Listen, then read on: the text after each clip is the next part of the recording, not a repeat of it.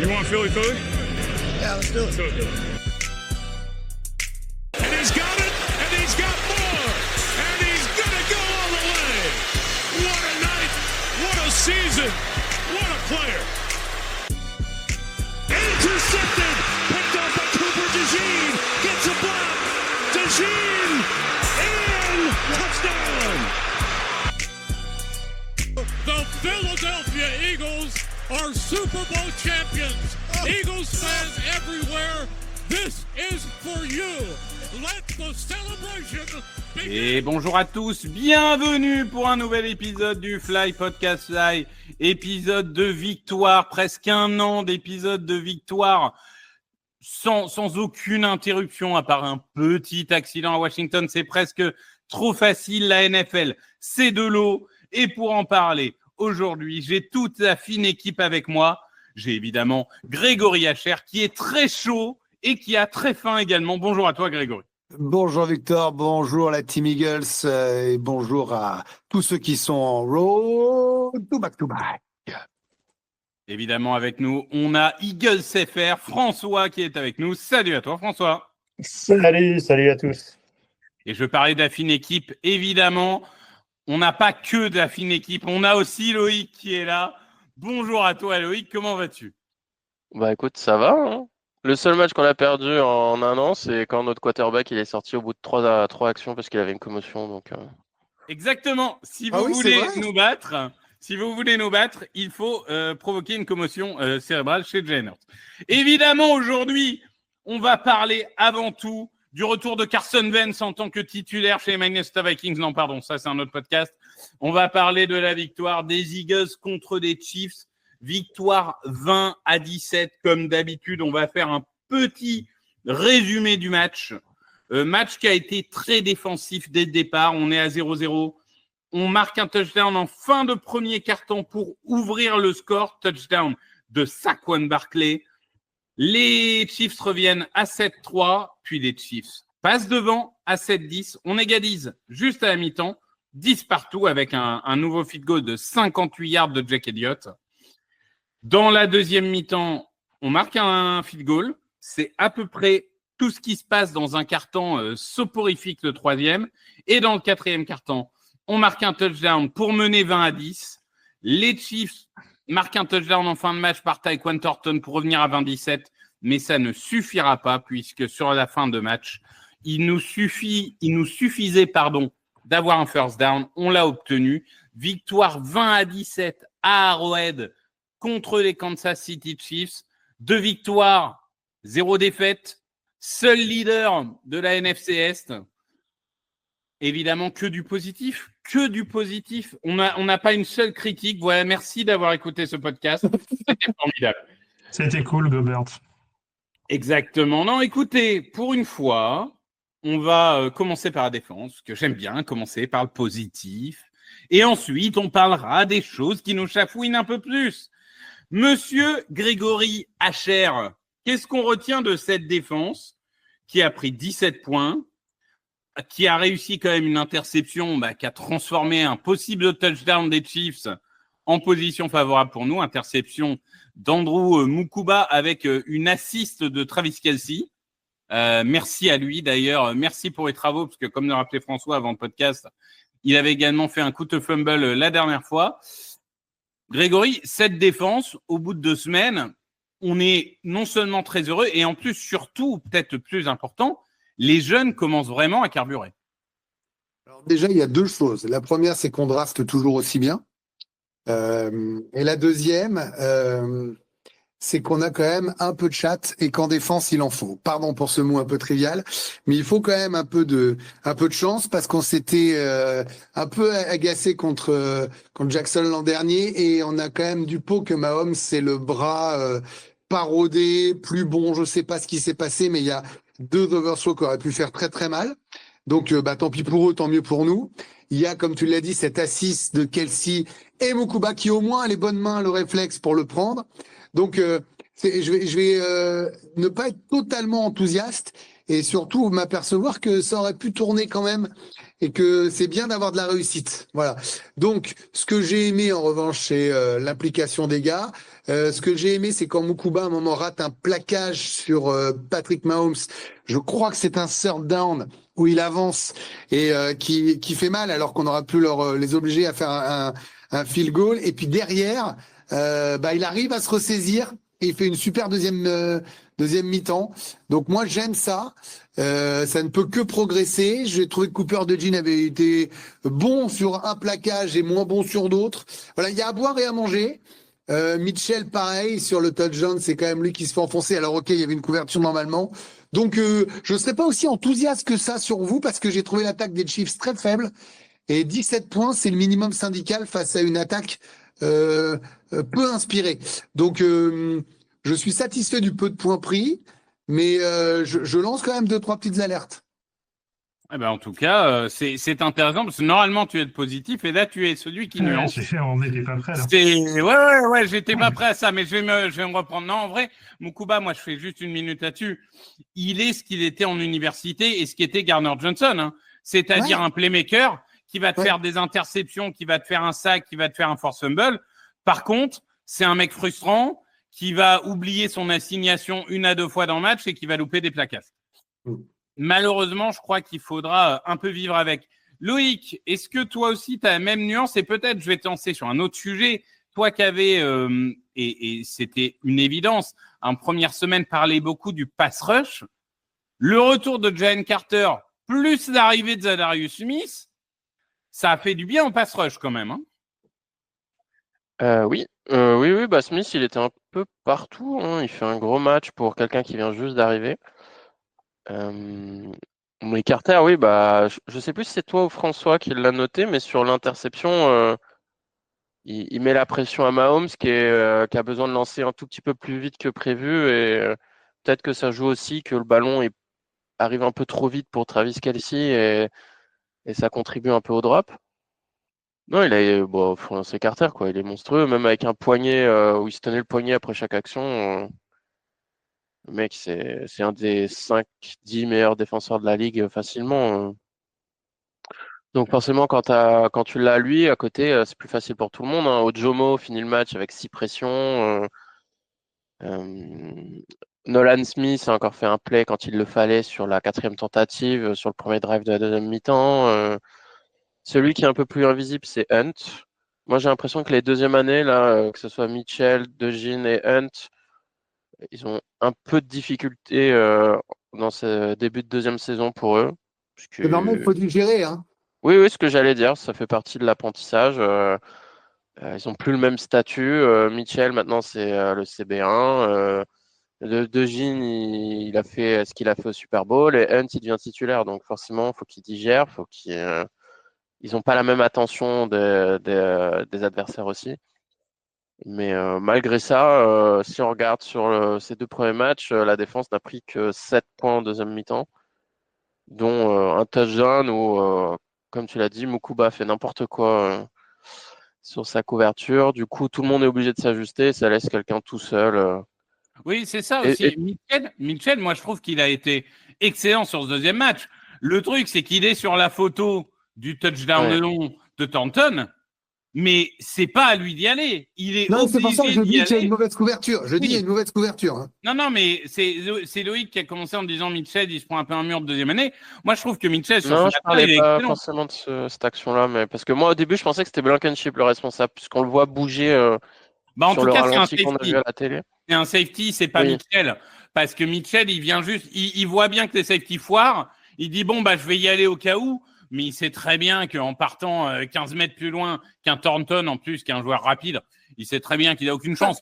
Il n'est pas loin de lui boxer la balle. Hein. En vrai. Non, il fait un très beau geste. Très beau geste. Moi, Mitchell, c'était pas sur ce match, c'est plus sur le premier où il était en difficulté. Là, c'était plus DeJean, comme l'a dit Greg. Voilà, après, c'est pas non plus. Non, par contre, ce qu'on voit, c'est que Vic Fangio l'avait dit, Mukuba, il fait des splash plays, mais il est aussi responsable de big play. Donc, il est jeune, il va progresser et le but, c'est qu'il va être de limiter ses erreurs et éliminer ses gros big plays. Mais moi, ce qui m'énerve, c'est d'avoir pris ce touchdown, en fait, alors que tu sais que la seule chose que tu dois faire sur ce drive, c'est pas prendre de big play. Même si tu prends un touchdown, tu t'en fous. Laisse le chrono couler, prends des petits gains par-ci, par-là, plaque bien, fais pas de faute. Voilà. Moi, c'était un peu dommage de se mettre en danger pour rien. Non, je suis d'accord avec ça. Et Jalen Carter, même s'il n'a pas de sac, il a quand même 3 quarterback hits sur ce match. François, peut-être un dernier aspect à couvrir sur la défense. La défense de course. Parce que Mahomes a pas mal couru, on l'a vu, 7 courses pour 66 yards. D'ailleurs, il marque un touchdown. En dehors de ça, il y a 19 courses pour 54 yards.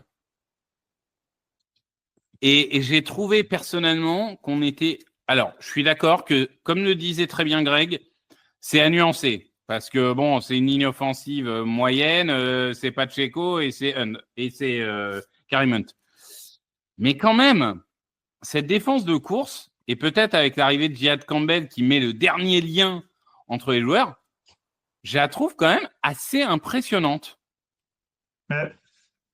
Déjà, pour embrayer, tu as parlé sur le fait que Mahomes, hein, c'est toujours pour ce que Fangio arrive toujours à faire. Hein. Mahomes, il nous trouve en première mi-temps sur la course, hein, de manière, j'allais dire, assez vexante.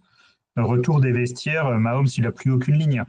Et tu vois clairement qu'il y a eu un ajustement très fort qui a très bien marché. Tu espères toujours dans ces moments-là que ça arrive plus vite, mais l'air de rien, la correction, elle a été faite. Et sur le running game, tu l'as mentionné, enfin, on a quand même, moi, j'allais dire, je pense que ce n'est que le début, mais Jordan Davis qui commence à être réellement impactant en défense de passe et qui en la course est toujours un monstre. Et l'autre, moi, joueur qui me fascine parce que son gabarit, c'est Nolan Smith. Nolan Smith fait un nombre de run-stop hallucinant. On se rappelle, et là, par contre, on le disait tous à sa sortie de draft, génial, on a un pass rusher. Bon, ce ne sera pas le meilleur à la course, parce qu'il n'a pas le gabarit, parce que si, parce que ça. Il est hallucinant. Le nombre de blocs qu'il arrive à dégager, le nombre de plaquages pour 1 yard sur lesquels il est directement sur le ballon, sur le joueur, je suis bluffé parce que c'est un peu le Devonta Smith de la défense. Bah, la 4e tentative qui est cruciale, je crois, c'est en deuxième quart-temps. C'est lui, hein. Oui. Et c'est pas la seule action sur le match. Si tu regardes le nombre de runs où tu le vois se dégager et être sur le plaquage, moi je suis bluffé parce que c'est la contribution bonus qu'on n'attendait pas.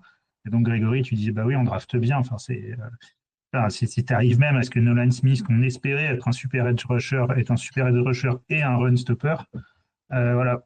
Moi, le commentaire en transition là-dessus, c'est que Greg, tu disais l'attaque des Chiefs n'a pas bien joué, oui, mais je pense que le boulot de la ligne défensive fait qu'on les a fait déjouer.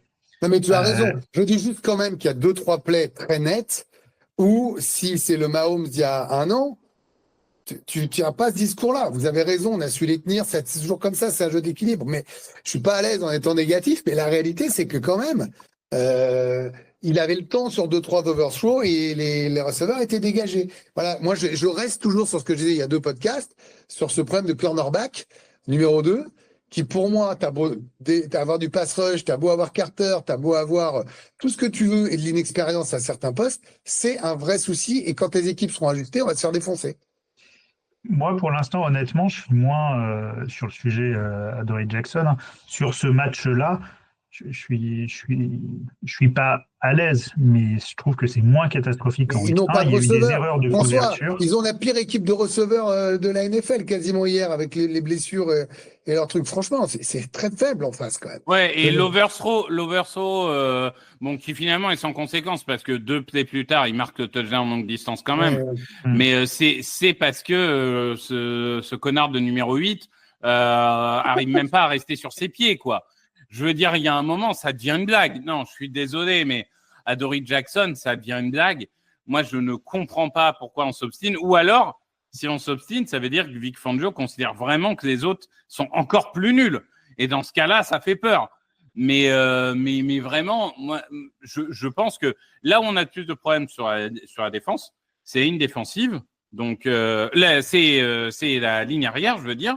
Sur 2 aspects, sur le cornerback 2 et sur, en effet, les assignations de safety. Et on va le voir, hein, parce que, spoiler, hein, la semaine prochaine, c'est Sean McVay, Matthew Stafford, Puka Nacua et Davante Adams.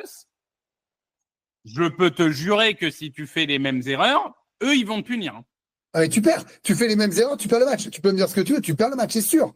Moi, c'est pour ça que j'entends tous vos points positifs et je suis le premier à dire, rappelez-vous, on était à 2-2 l'an dernier, vous étiez trop dur. Je trouve quand même qu'il n'y a pas eu de progression sur ces 2 points relevés là par Victor et je maintiens que c'est une faiblesse abyssale et que j'espère que ça va step up, mais j'ai un tout petit doute sur ça. Le reste, ça roule. Vous l'avez très très bien dit. Mais sur ça m'emmerde. Non, je suis d'accord. Parce que ça m'emmerde, je vais dire pourquoi pour finir. Parce que je crois qu'on n'a pas de solution en fait. Autant les autres ça peut progresser, autant tu peux me dire Moukouba c'est un rookie, il va en faire des erreurs. Autant là je me dis mais qu'est-ce qu'on va faire? Il n'y a pas grand chose. Loïc, tu voulais rajouter quelque chose? Non, mais c'est ça, tu vois, Moukouba, tu peux te dire, il peut progresser au fil du temps et ça réglerait un des 2 problèmes, mais Adoree Jackson, est-ce qu'il peut vraiment progresser? Non, mais même sur une passe de 6-7 yards, il est derrière. C'est-à-dire, il est battu. Est-ce que vous l'avez vu pas battu en 2 matchs? Non, mais il fait une passe défendue, je crois, en 2 matchs. Si, il y a un moment, il a une super couverture, et malgré ça, le receveur attrape quand même le ballon. Tu te dis, c'est pas possible. Il va jamais y arriver, ce pauvre. On parlera de la semaine prochaine tout à l'heure. Victor l'a un peu spoil, mais il a raison. Mais ils vont nous ouvrir les fesses si c'est comme ça. Ah bah ça, c'est sûr. Ah bah, c'est pas que la semaine prochaine. Quand tu regardes le calendrier, faut vite falloir combler les trous derrière. Mais bon, il y a plein de choses positives, mais ça fait du bien d'être le lanceur d'alerte pour une fois dans ma carrière dans ce podcast. On retiendra ce podcast. Le lanceur d'alerte. Heureusement que t'es pas en Russie, tu serais tombé d'une fenêtre, tu vas voir, ça t'aurait fait du bien. Bon, messieurs, on va ouvrir le dossier quand même, on est obligé. L'attaque, moins de 220 yards. Ah, c'était magnifique, franchement. 15 sur 22, 101 yards. Saquon Barkley, 88 yards au sol. Devonta Smith, 53 yards et donc 69 sur la saison. Et J. Brown, 27 yards, donc 35 sur la saison. C'est pas beaucoup, bon. Voilà l'analyse. C'est pas bon. Tout le monde... Et je vais peut-être laisser François en parler en premier, parce que lui, il aime bien les tactiques, ce truc. Loïc aussi, mais laissons à François la primeur. Kevin Patullo, pour l'instant, c'est caricatural. C'est nul, on va être d'accord. Dès que tu es en pistol, on sait quelle formation tu vas lancer. Dès que tu es en shotgun, on sait quelle formation tu vas lancer, etc. On a l'impression d'un mec qui choisit mes actions préférentielles sur Madden et qui, du coup, choisit entre 7 actions et passe tout le match à faire ça. Sauf qu'en face, c'est pas une IA. Du coup, François, à partir du moment où on a dit ça, à quel point on s'inquiète? Est-ce qu'on se dit, c'est les premiers matchs, ils prennent leurs repères, ça va forcément changer, ils vont devenir plus imprévisibles? Ou est-ce qu'on commence déjà à tirer la sonnette d'alarme et on se dit, attention, là, sauf changement majeur, on va galérer toute la saison en attaque? Alors, moi, je vais commencer par 2 points de nuance avant de scuder. Les 2 points de nuance. La première, c'est qu'on jouait la défense de Spagnuolo. C'est une grosse défense.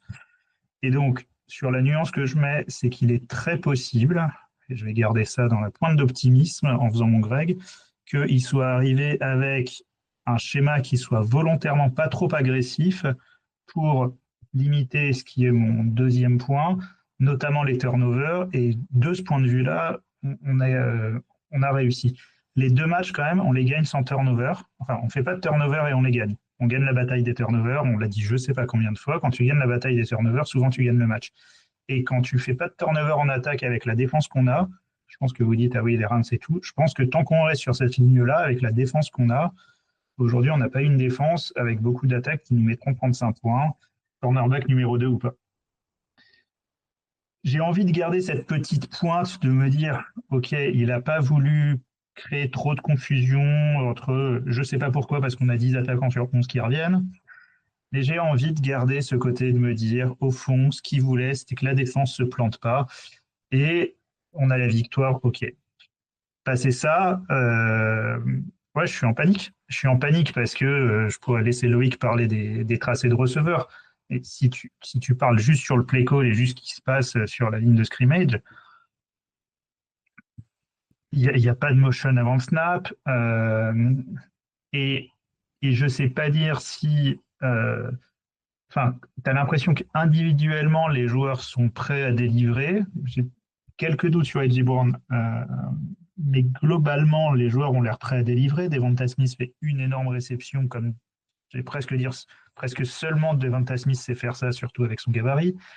Saquon Barkley, il fait rien en termes de yards, mais à la fois, tu as l'impression que quand tu lui laisses 2 yards et qu'en fait, quand tu lui laisses pas courir derrière deux Titans, ça pousse. Donc en fait, tu as l'impression que le truc est tellement simple que la défense, c'est globalement ce qui va arriver. Et d'ailleurs, en fait, chaque play un peu original ou un peu en dehors de ce play call est un succès.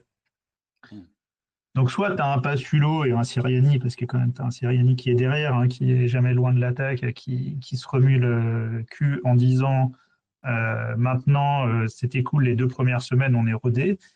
Sinon, c'est pas une attaque qui tient la route. Enfin, je veux dire, c'est trop facile pour les défenses en face. Défense de Spax ou pas, quoi. Loïc, est-ce qu'on devient une caricature de nous-mêmes dans le sens où, on l'a dit, on gagne les matchs parce qu'on ne perd pas de ballon. Sur les 16 dernières victoires, il y a 38 ballons volés pour 9 ballons perdus. Mais est-ce qu'à force de ne pas vouloir perdre de ballon, est-ce qu'on n'arrive pas au moment où on ne prend plus assez de risques? Là où, quand même, il y a eu des risques pris en play-off et tout l'année dernière, là, on a vraiment l'impression de dire, OK, on fait le strict minimum et tant que ça gagne, on continue. Est-ce qu'il n'y a pas un peu de frilosité par rapport à ça? Parce que clairement, je veux dire, tous les analystes ont vu qu'en pistol, on faisait de la course en shotgun de la passe. Enfin, évidemment, eux l'ont vu aussi. Donc, s'ils le font, c'est qu'il y a je veux dire, une volonté. Est-ce que c'est pas juste la peur de perdre de ballon qui a pris le dessus? Franchement, j'aimerais avoir la réponse parce que moi, je trouve que même si tu arrives à gagner des matchs toute la saison comme ça, je trouve que physiquement et mentalement, ça va te demander une énorme débauche d'énergie, surtout vu les adversaires que tu affrontes. Et en fait, j'ai l'impression qu'en jouant comme ça, tu vas jouer toutes les semaines des matchs serrés jusqu'au bout, tout le temps. Bah, vu Et notre calendrier, de toute façon, ça sera le cas. Hein. Ouais, mais enfin là, tu vois, tu te dis contre les Chiefs, en fait, bordel, tu galères contre les Chiefs, c'est quand tu vois le niveau de leur attaque, quoi. Parce que eux, ils font avec ce qu'ils ont. Nous, on a l'impression qu'on s'auto-bride. C'est quand même assez dingue. Moi, franchement, sur ce match-là, parce qu'il y a toujours l'impression au moment du match, et puis après, après le match, quand tu vois ceux qui font des analyses avec des All-22, où tu vois la vue de tout en haut, tu vois que là, a priori, A.J. Brown, sur plusieurs actions, bah, il était open, notamment la première où tu as un bloc loupé par un tight end, sinon c'est un touchdown direct. Donc, moi, ce qui me fait peur avec Patullo, c'est qu'il n'a jamais appelé de play avant. Kellen Moore, il avait une expérience, il a appelé les plays au Chargers. Il était passing game coordinateur pendant 5 ans. Ouais, mais quand tu n'as jamais appelé des plays, je ne sais pas. Est-ce qu'il peut progresser? Bien sûr. Est-ce qu'il va progresser? En fait, on n'en sait rien. Il n'y a aucun historique de ça. Moi, ce que je lis là ce matin, c'est qu'a priori, au camp d'entraînement, c'était un peu ça l'attaque. Donc, moi, je veux bien qu'un jour, tu te dises, ah bah tiens, on va développer un peu l'attaque, mais ça va prendre du temps en fait. Tu vas devoir faire des entraînements, plus la répétition en match. Ça va pas se faire comme ça en un claquement de doigts, quoi. Ouais, enfin, t'es pas obligé de faire disparaître des plays qui marchent comme les scènes de A.J. Brown, quoi. Non, mais tu vois, les slants d'A.J. Brown, A.J. Brown, a priori, il a fait ses trous 10 fois. Il a fait 10 fois ça dimanche. Après, c'est facile pour la défense adverse. Tu sais qu'A.J. Brown, il va faire que des slants. Bah, ok, t'as juste avec un linebacker, tu mets quelqu'un dans le champ de vision du quarterback. Moi, franchement, encore l'impression d'avoir vu un match offensif digne de pré-saison. Grégory, est-ce que Kevin Patullo est le Didier Deschamps de la NFL? Je m'explique. C'est-à-dire du talent offensif à n'en plus pouvoir et tu arrives quand même à faire des matchs chiants. Alors ça, on verra que s'il gagne le Super Bowl, je te dirais oui. Pour le moment, je vois pas comment c'est possible. Moi, je suis hyper frustré parce que notre mantra, c'était de répéter que c'était compliqué pour les défenses d'être capables d'arrêter tout le monde à la fois, que ce soit Brown et Smith, Je rajouterais même Dodson, d'arrêter Hurts à la course s'il fallait, de stopper Barclay, bien évidemment. Là, Goddard nous a fait du mal parce que, enfin, son absence. Mais bon, c'est chiant, il est toujours blessé, donc il faudra qu'on en parle aussi à nouveau. Là, le problème, c'est qu'on est, on est très lisible, quoi. Ok, on gagne. Je sais pas si c'est il y a 2 ans, on gagne dur pour savoir si on va exploser à la fin ou si on galère au début pour tout péter à la fin de l'an dernier. Je sais pas. Ce qui est sûr, c'est que Loïc dit, on ne sait pas s'il va progresser ou pas. Oui, à un moment, il faut bien donner sa chance à quelqu'un. Le problème, c'est que là, j'ai pas vu de progression d'un match à l'autre. La seule chose qui peut me donner un tout petit poil d'espoir, c'est le talent individuel des gars, qui n'a pas disparu et qui ont fait des choses l'an dernier. Donc, tu as le droit, je ne sais plus qui le disait, de reprendre 2-3 plays parce que c'est pas interdit. Et la deuxième chose, c'est que je crois en l'organisation. Voilà, je crois qu'il faut se reposer sur l'organisation. Avec un head coach qui sait comment on gagne, qui a su lui-même se remettre en cause, alors qu'il était décrié et qu'il était têtu et obstiné, avec un propriétaire qui te laisse bosser mais qui connaît le football, et puis avec un GM qui n'a plus rien à prouver. Donc je crois en l'organisation, et que si nous on voit ça et on signale des défaillances, croyez-moi que eux le voient aussi. Donc je pense que le match contre les Rams va être extrêmement éclairant. Et pas tant sur le point de vue des points, en tout cas du nombre de matchs gagnés ou tout ça, mais sur la progression, le match des Rams va être déjà décisif. Voilà. Pour moi, on est déjà dans un décisif, parce qu'il y a eu de la pré-saison, il y a déjà eu 2 matchs. Tu peux pas laisser ces mecs-là avec ces stats-là, parce que autant sur Hurts, il s'en foutra de faire 101 yards s'il y a le win à la fin. Ça, la win à la fin, ça j'en suis sûr. Autant Barclay, il a fait ses 88 yards, finalement. Mais c'est impossible de garder Brown à ce nombre de réceptions. On l'a bien vu, hein. Même dans les matchs importants, même dans le Super Bowl, il râlait. Donc c'est impossible. Ça va toute la merde. Donc il faut réussir à nourrir tout le monde. Et ils ont intérêt à trouver un chemin comme le faisait Moore l'an dernier pour nourrir tout le monde. Obligatoire. Eh bien, écoute, tu nous parles de la semaine prochaine. On y va maintenant. Bon, juste pour dire que les équipes spéciales, ça a été très bien. Bradenman, très bien. Et évidemment, Jack Elliott, 2 sur 2, 58 yards. On a retrouvé notre Jack. Il a retrouvé sa jambe. Non, mais ça change tout. On l'a tellement taillé qu'il faut lui dire bravo. Voilà. Ouais, mais on lui a dit bravo la semaine dernière. On lui redit bravo. C'est bien. C'est très, très bien. Après, on l'a tellement taillé, mais on ne savait pas qu'il était blessé. Ouais, mais tous les joueurs sont blessés. Soit tu gagnes, soit tu trouves des excuses. Non, bon, blague à part, les Rams. Donc, je l'ai dit, les Rams, quand même, l'attaque. La ligne, bon, il y a déjà Sean McVay, peut-être le meilleur coach de la ligue. Une ligne offensive très correcte. Mais tu couches avec lui. Et à chaque podcast, tu fais un câlin à McVay, c'est incroyable. C'est le meilleur coach de la ligue, c'est tout. Je ne suis pas d'accord, mais c'est un meilleur, c'est Nick Sirianni. Donc, la ligne offensive est très correcte. Matthew Stafford a été franchement bon pour un mec qui n'a pas fait les camps du tout. Il est franchement bon. Bon, après, c'est vrai qu'avoir 17 ans dans la ligue, ça t'aide peut-être à te mettre en jambe un peu plus rapidement. Hein, ça, c'est clair. C'est un bon QB. Les gars, c'est un bon QB hein, quand tu vois certains. Stafford, de toute façon, s'il n'avait pas été aux Lions la grande partie de sa carrière, il aurait une carrière un peu plus grosse que ça. Mais bon. C'est ballon, comme dirait Nick. Oui, c'est un vrai bon joueur de pied-ballon, exactement. De pied-ballon avec les mains. Donc, il y a Puka Nacua, il y a Kyren Williams, il y a Davante Adams, il y a Tyler Higbee, il y a tout ça. Enfin, bon, bref. Globalement, en défense, c'est solide. Il y a encore des faiblesses en défense. Ils n'ont pas de cornerback numéro 2, eux non plus, ça c'est clair. Les jeunes se prennent un tout petit peu de mur de deuxième année. Enfin, pas Jared Verse, qui est toujours excellent, mais le groupe de jeunes a eu des hauts et des bas, on va dire, sur les 2 premières semaines. Ils ont quand même galéré pendant la majeure partie du temps contre les Titans. Hein. Bon, bref. Et pareil, sur leur ligne arrière, ils peuvent avoir des questions.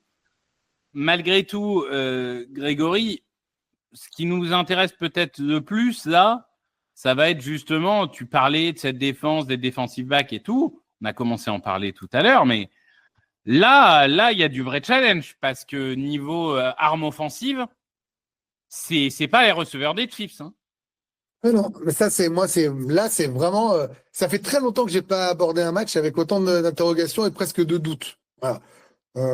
Parce que autant les Chiefs, c'est très bizarre. J'étais pas inquiet, puis je vois comment ça s'est passé parce que je pense qu'on est peut-être sur un downfall et on pourra mettre ça dans la tronche si jamais ils arrivent à revenir. Autant les Rams, j'ai l'impression que ça va être avec les Packers, nos adversaires numéro 1.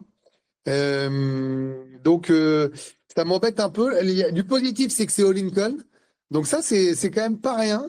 Je préfère les jouer chez nous. Mais je vais être positif puisque j'ai quand même fait un podcast assez sombre. C'est le Dark Greg que vous avez eu et pas le Dark Web, je tiens à le préciser quand même. Et je crois quand même au sursaut. Voilà, je crois au sursaut. C'est-à-dire que la défense va continuer à progresser. C'était mieux en match 2 qu'en match 1. Et je suis certain que l'attaque sera meilleure. Et donc, tout ça mis bout à bout, ça sera suffisant. Et juste pour que l'amoureux de Victor perde, je ne nous vois pas échouer et je nous vois en quête d'un 3-0. Mais je trouve vraiment, je le dis, je le répète, ce match-là, ça fait hyper longtemps que j'ai pas eu le sentiment qu'en match de saison régulière, c'était un tel tournant. Je ne sais pas comment vous dire. De basculer à 3-0 après avoir joué les Rams et les Chiefs, c'est con, hein, ça fait la palissade. Bah, ça change ta saison, en fait. Là, si tu pars en 2-1 en étant battu par une équipe qui est censée être ton adversaire 1 ou 2, eh ben, ça va te mettre le petit rat dans la tête, quoi. Donc, celui-là, ami amoureux des Eagles, il est plus que crucial.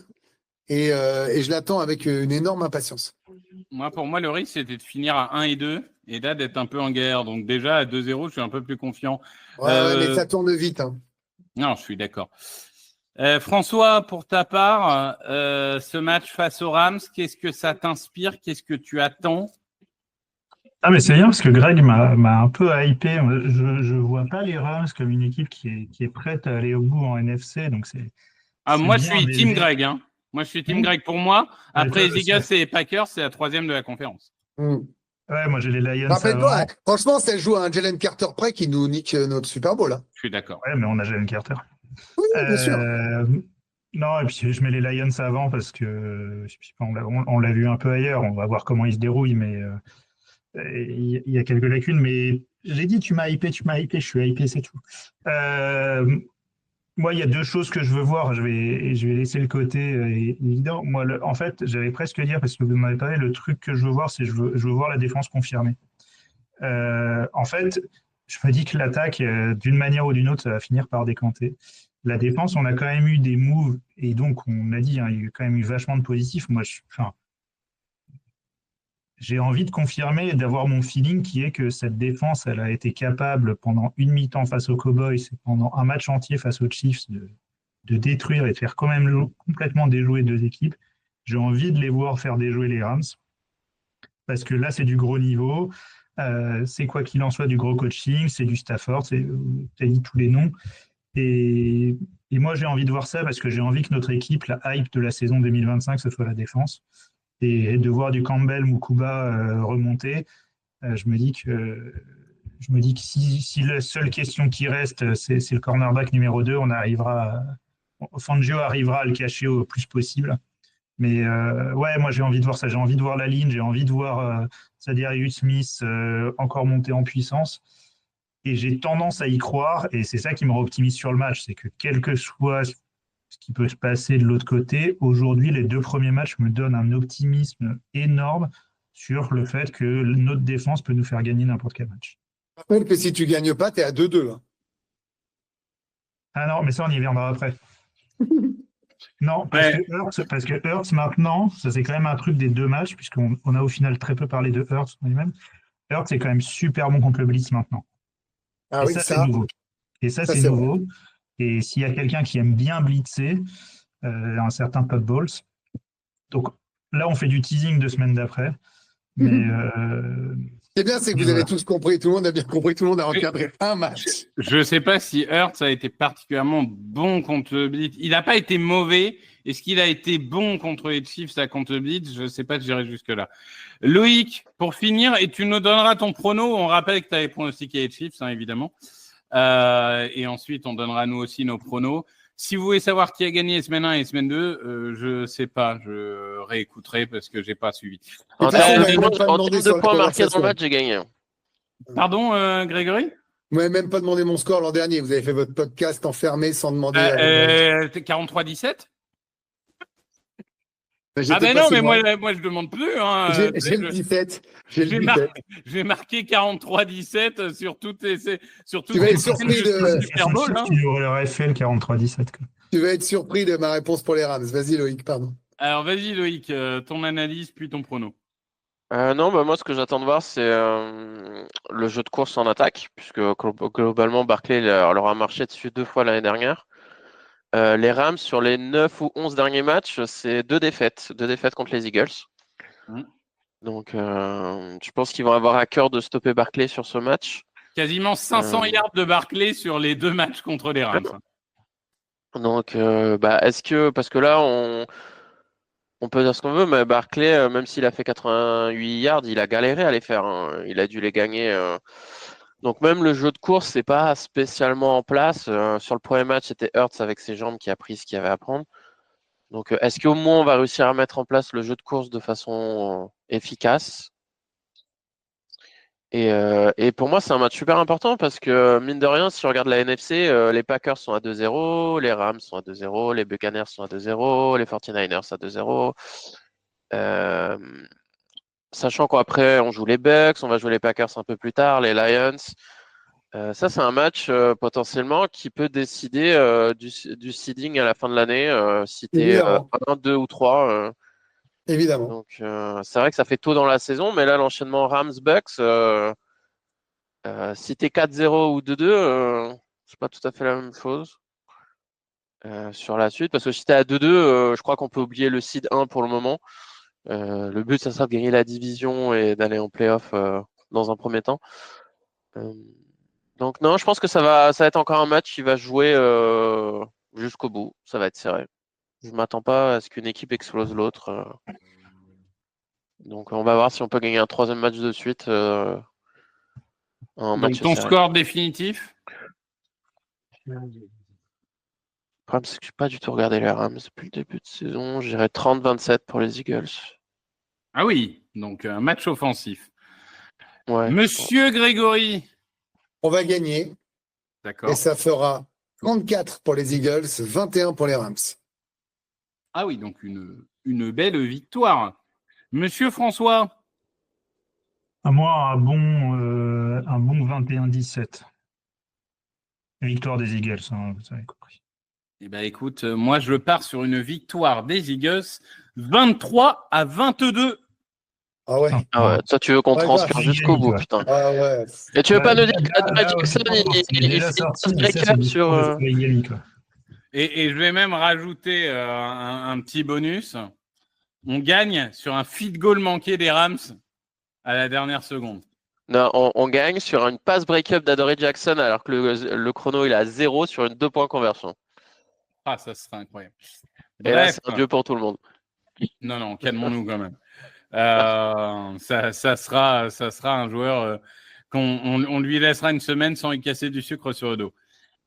Merci à tous. Merci pour votre fidélité et on se retrouve dès la semaine prochaine pour débriefer de la victoire contre les Rams et de la future défaite à Tampa Bay. Merci à tous. Salut et passez une bonne semaine. Ciao. Salut. Open with a throw and a pass picked off by Dawkins. Brian Dawkins with the interception. And Dawkins is down to the 10.